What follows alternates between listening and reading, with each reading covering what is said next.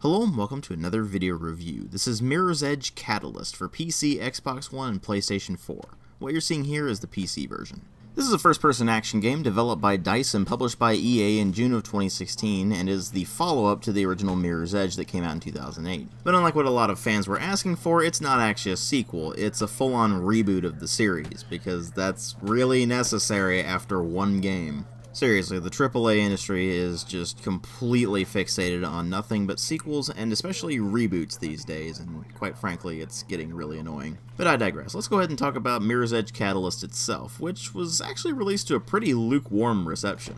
A lot of these so-called mainstream reviews were fairly ambivalent toward it, and the fanbase was not exactly happy with it.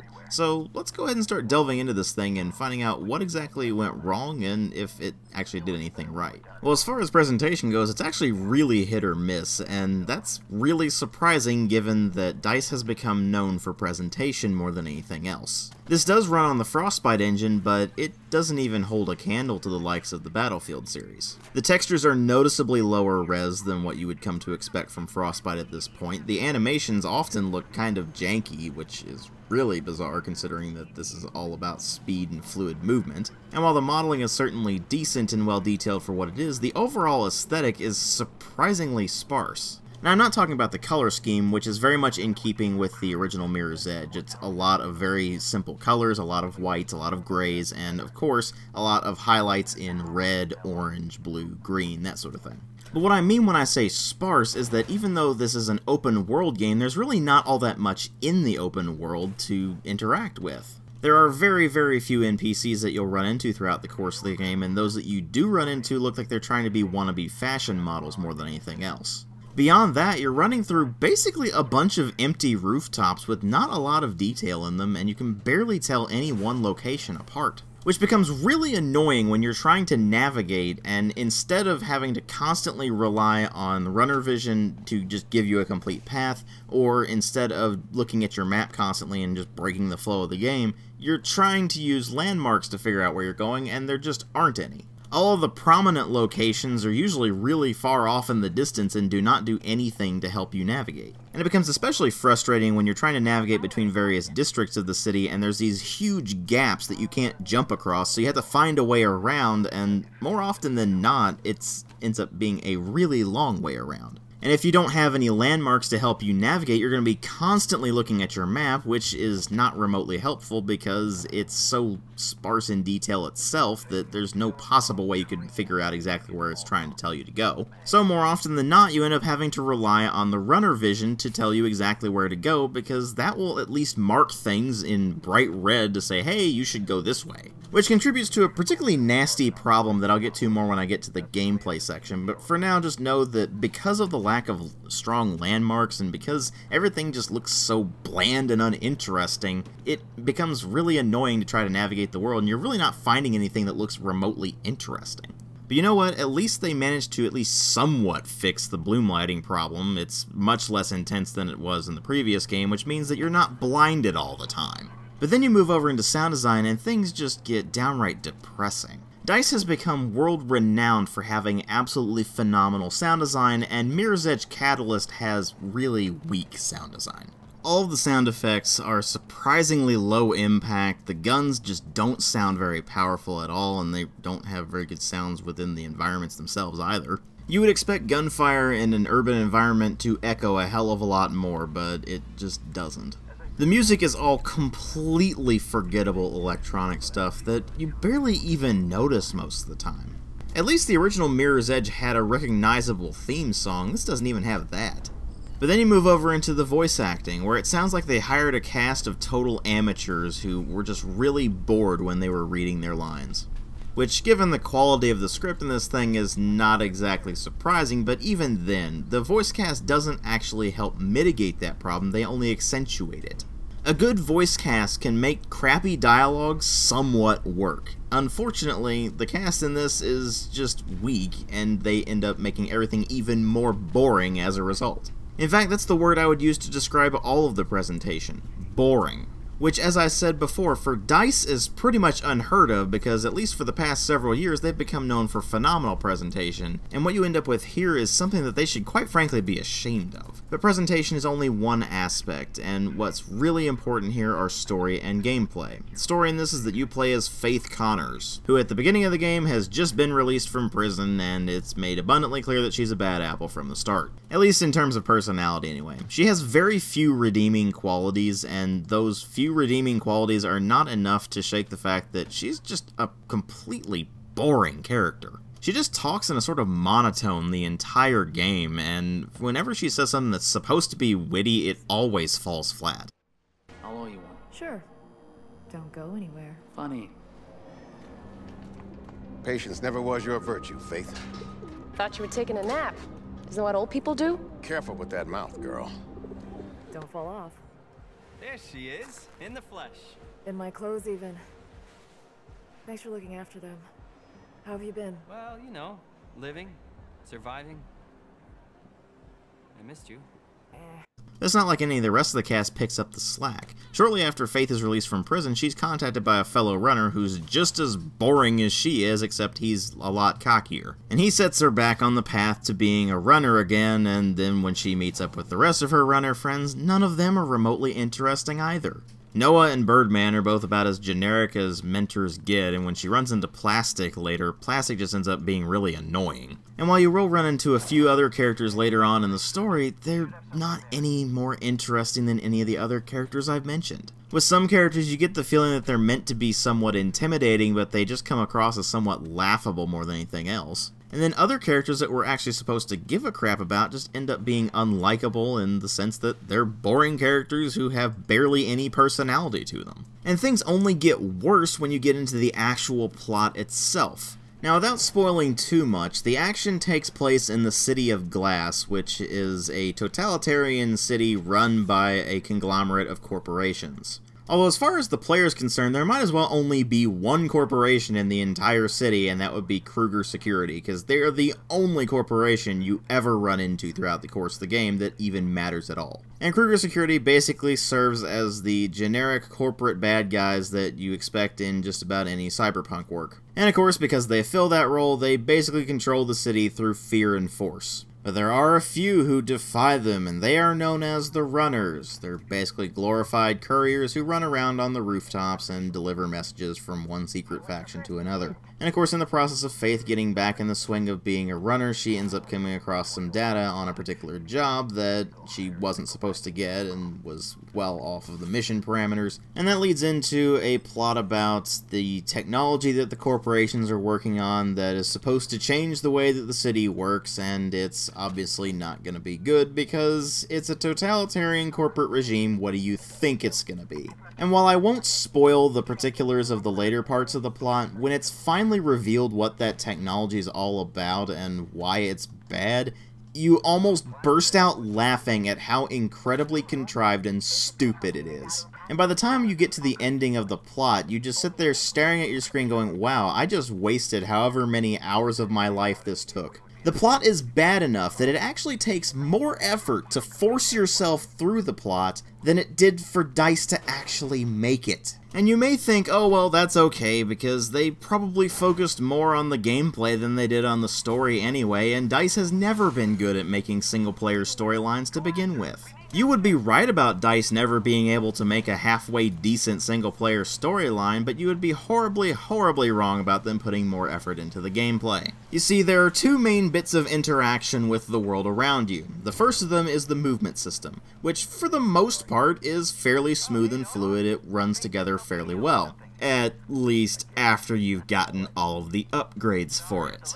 You see, instead of DICE doing the smart thing and giving you pretty much all of the movement tools right at the beginning and then trying to expand upon the level design and make it a lot more interesting as you continue through the game and you get to do different things that you weren't doing before. You start out with fairly simple tracks and then by the end you get to some really complex stuff that's really cool. No, instead of doing that, they basically just say, you know what, screw it, we're just going to hide everything behind an arbitrary unlock system. As you find collectibles and complete missions, you get experience points, which means you eventually level up and you get an upgrade point that you can then spend on various upgrades. These can be things like just more stamina, which means you can take more damage, or they can be things that increase the effectiveness of your focus shield, which is something that builds up as you're running and prevents you from actually taking damage when you're being shot at. Or it could be damage bonuses against certain enemies, or damage bonuses when attacking from certain directions or in certain conditions.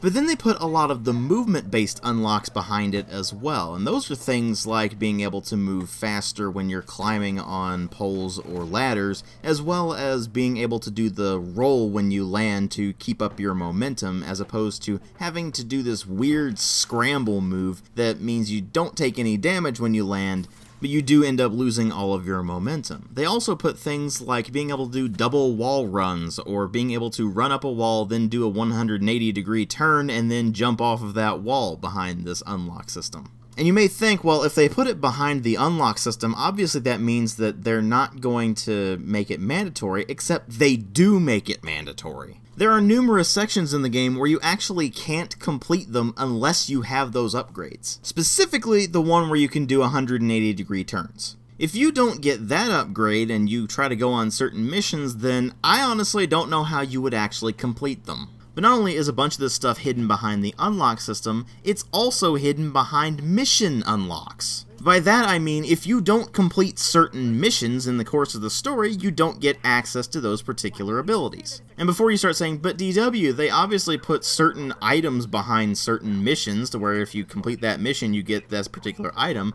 that's not what I'm talking about. I'm talking about them putting things like the double wall run, or being able to climb poles and ladders quicker behind you have to complete this particular mission to unlock the ability to purchase this particular ability through the unlock system. So not only do they shoehorn an unlock system in there where it really does not belong, but they make it an incredibly stupid unlock system. At least there's some degree of escalation as far as your movement abilities go when you complete certain missions, because they'll give you a specific item in that particular mission. And by that I mean the game basically just goes, here, have a grappling hook. Now you can actually use the grappling hook to swing along things or to climb up to various areas that you couldn't get to before. That is the only major addition you get to your movement abilities. Otherwise, you're just running around on the ground, jumping over things, sliding under things, and maybe climbing up a pole or a ladder or two. Maybe you jump across a ravine and then you have to roll on impact in order to keep up your momentum.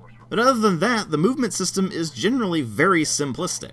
And as you continue through the game, you find there's really not all that much variety in the way that it challenges you to move through the environment. In fact, several areas pretty much require you to come to a complete standstill in order to actually solve them, and that is not what Mirror's Edge is about. Mirror's Edge is all about keeping up your momentum, moving quickly, finding creative ways to get through the environment, and it really doesn't do that. Instead, more often than not, it tends to railroad you into going a particular route, because unlike what you may think based on the way the world map is structured, this is actually not a fully open world game. It's really more like a series of fairly small areas that are all clumped together and then are connected to each other by one or two bridges. And within those particular areas, you're going to be going through the same paths over and over and over again, because there's really only one or two paths through an environment. There's really no opportunity to get creative with the movement because the game just doesn't provide the environment to do so. And despite the game often giving you the illusion of choice in moving around your environment, there's really only one path you're going to ultimately take no matter what you do.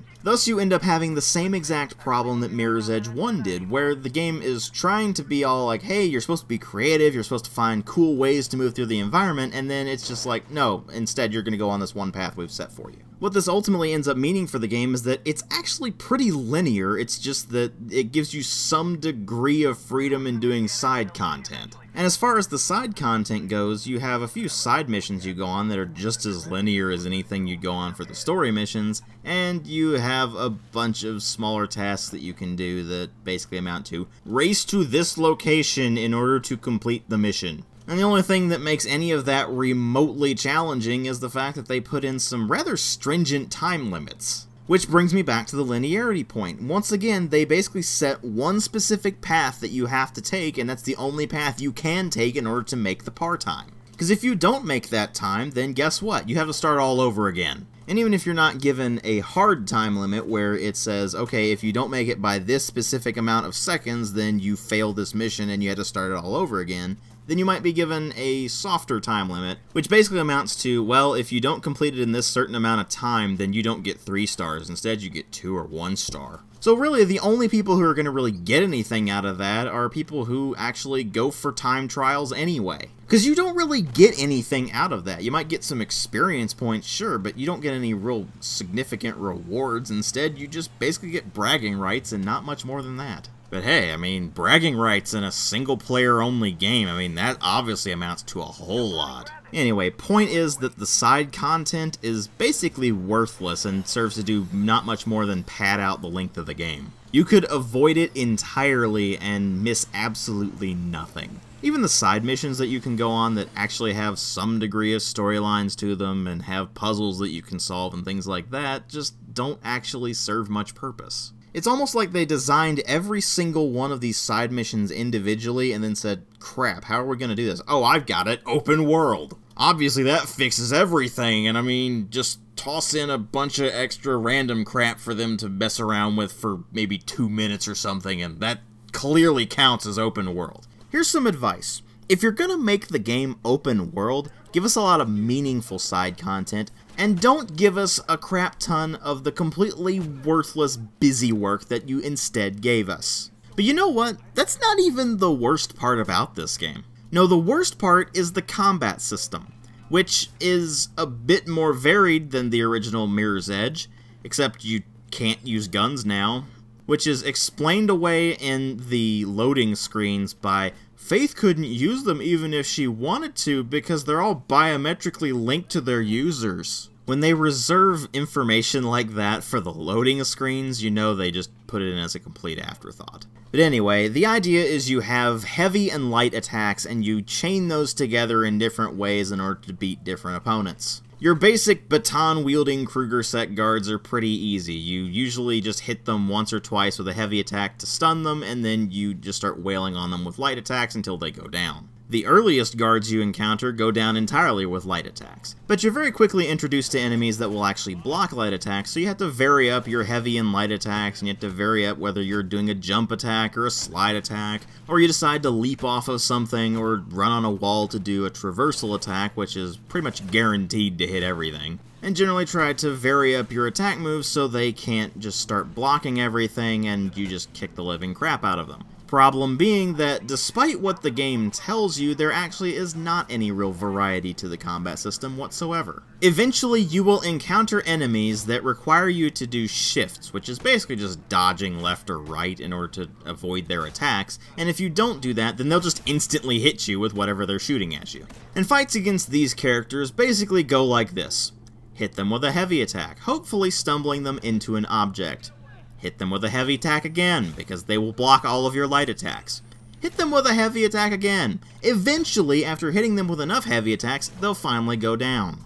But probably not before you've taken a fair amount of damage, so imagine someone just runs up behind you and gets one good hit in because you didn't notice them behind you, and suddenly you go down and have to start the whole encounter all over again. You know what would be nice? Maybe give Faith some sort of melee weapon that she can knock enemies out with. Or here's another thought, maybe use that special mag rope she's got that's a grappling hook in order to swing into enemies or yank weapons out of enemies' hands or all sorts of cool things like that. Maybe give her some disarming moves that she can do. Maybe give her a wide variety of combat maneuvers that basically amounts to more than just kick them in the face. And the worst part is, if you actually try to play this game the way they tell you to play it, more often than not, you'll actually get your ass kicked because you're trying to vary up your moves and do cool things, and you might accidentally mispress a button and instead do a light attack when you meant to do a heavy, or you might try to do a combo and it's like, no, you're not going to do a combo. Here, have a free K-Sec baton to the face instead. It's just frustrating to deal with, and eventually you just give up entirely on trying to be clever and trying to vary up your tactics, and you just start doing nothing but heavy attacks because that's about all that seems to work.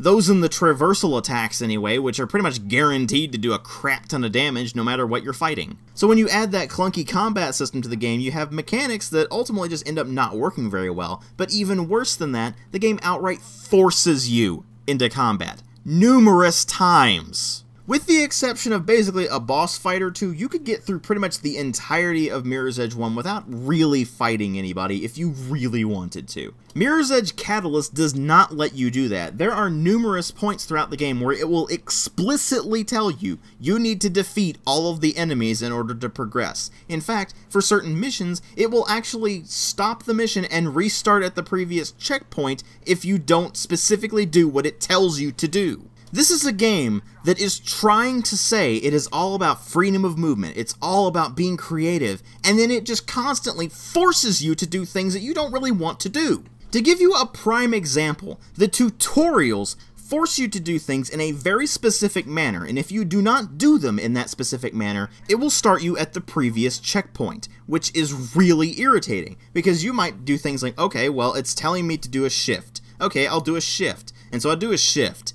And it still doesn't count it. Because you didn't do the shift exactly the way the game wanted you to. Oh, what's that? You did a shift and then you decided to go and knock the guy out? Well, too bad. Now you got to start it all over again because we actually wanted you to do basically nothing but shift over and over and over again. It is really patronizing, and I'm actually legitimately surprised that they didn't force the runner vision to be on at all times and in its full echo form. What do I mean by that? Well, I mean it actually shows a spectral form of a runner moving along the exact path and doing the exact movements that you're supposed to do on that particular mission. Because obviously it's not enough to just highlight the particular things you can interact with. Oh no, we have to show you exactly where you need to go. Because apparently they seem to think that the player is a complete moron. The saving grace of runner vision is that you can turn it down to the classic mode, which basically just highlights things that you can run along, and then you can also turn it off entirely if you want. Now, turning off entirely is something I don't recommend because there's certain things that look like they might be interactable and they turn out not to be,